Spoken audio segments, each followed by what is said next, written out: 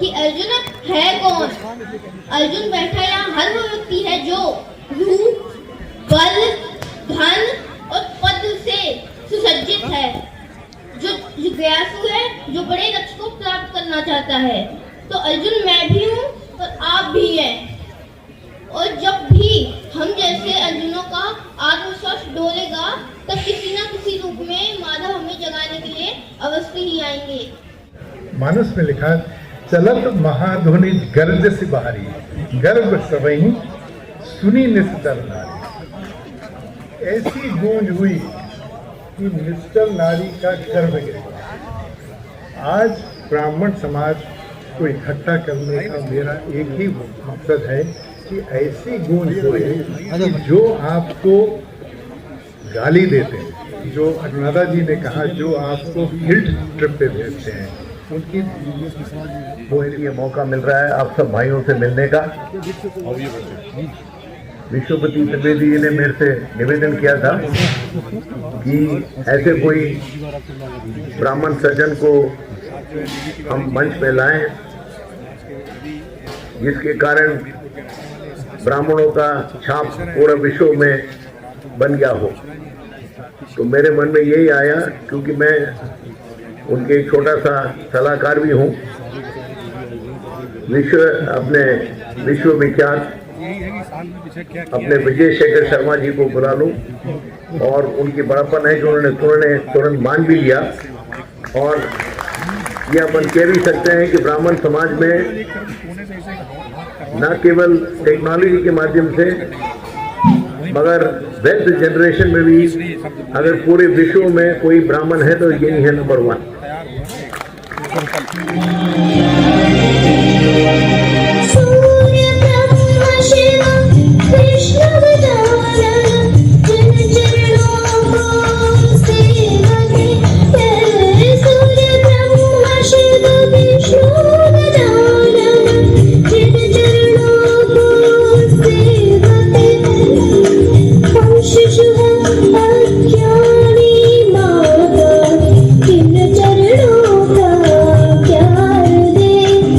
वीर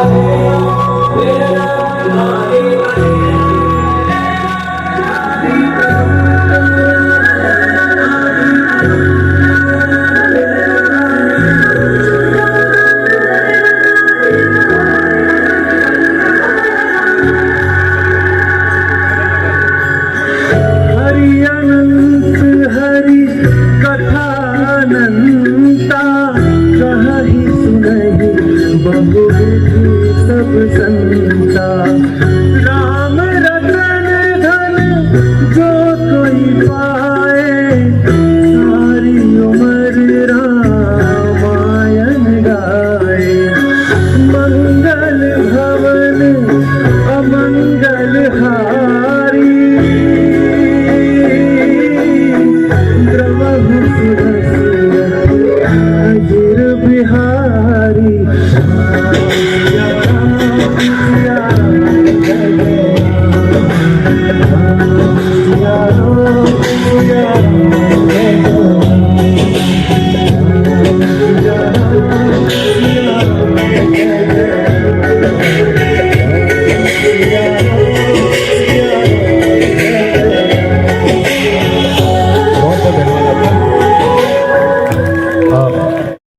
मैं आपको एक बहुत अच्छी बात बताना चाहता हूँ कि मैं एक अलीगढ़ से भी नहीं हूँ, मैं हरदुआगंज से हूँ। हरदुआगंज एक अलीगढ़ के पास टाउन है।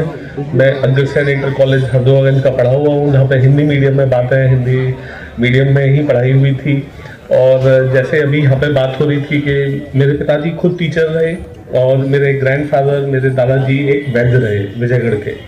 तो उस बैकग्राउंड से जैसा अभी हम यहाँ पे बात कर रहे हैं, एक बिजनेस के क्षेत्र में आने का मतलब था कि अपने घर में सबसे ज़्यादा उद्दंड होना होता है।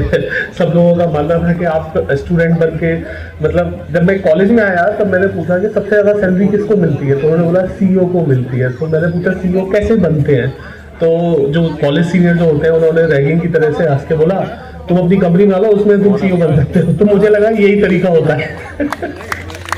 कभी कुछ ऐसी कही हुई बात जो कि किसी ने किसी और तरीके से कही हो, वो एक गाइडेंस बन जाती है। वैसी बात हुई मेरे साथ। मैं इंजीनियरिंग कॉलेज में पढ़ा और मैं 1998 में ग्रेजुएट हुआ। उस टाइम पे मोरलेस सब लोग यूएस जा रहे थे और मेरी मम्मी से मैंने बात करी, क्योंकि हमारे घर में वो वाला रहता है कि आप पापा से बात नहीं करते हो, मम्मी से बात करते हो। तो उसके अंदर मैंने अपनी मम्मी से बात करी कि मैं यूएस नहीं जाना चाहता, मैं यहीं रहना चाहता हूँ। तो मम्मी पूछती है कि ऐसा क्यों है, मतलब नॉर्मली सब लोग इंजीनियरिंग कॉलेज में 98 मतलब H1B की एक वेव थी इस देश में। तो मेरे साथ मेरे पापा आए, उन्होंने पूछा तुम्हारी माँ ने बताया है कि तुम यहीं पर रहना चाहते हो। मैंने कहा हाँ, क्या हुआ? तो मैंने बोला कि अगर सब लोग यूएस चले जाएंगे तो इस देश में काम करने को कौन बचाएगा।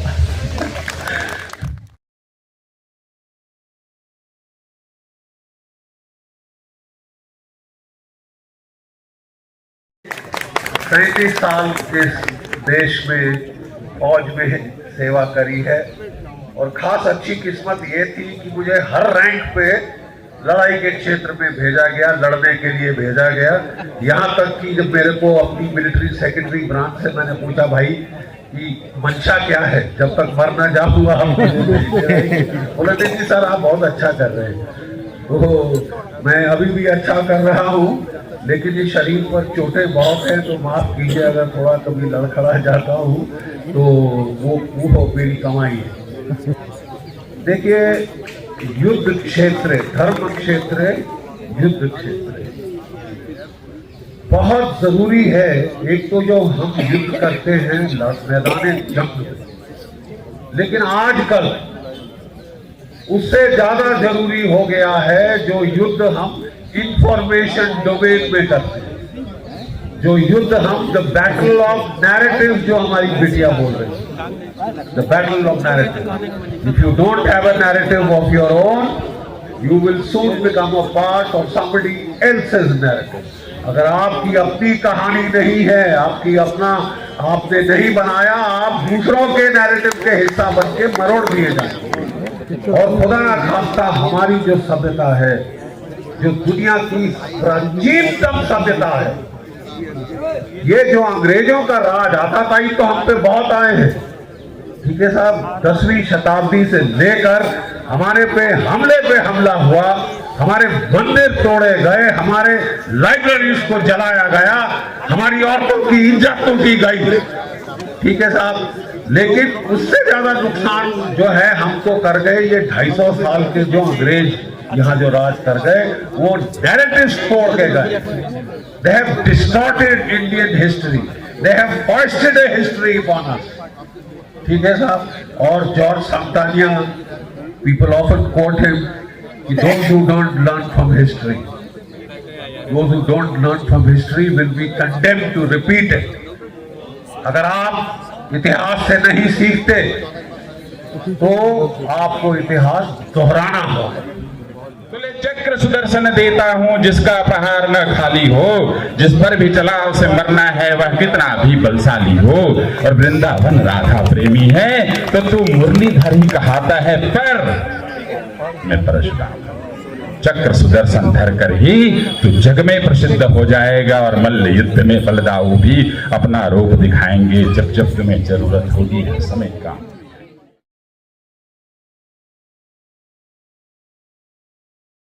जिनके वंशज कहलाने का हमें गर्व और गौरव प्राप्त है, भगवान परशुराम जी के चरणों में नमन करता हूं।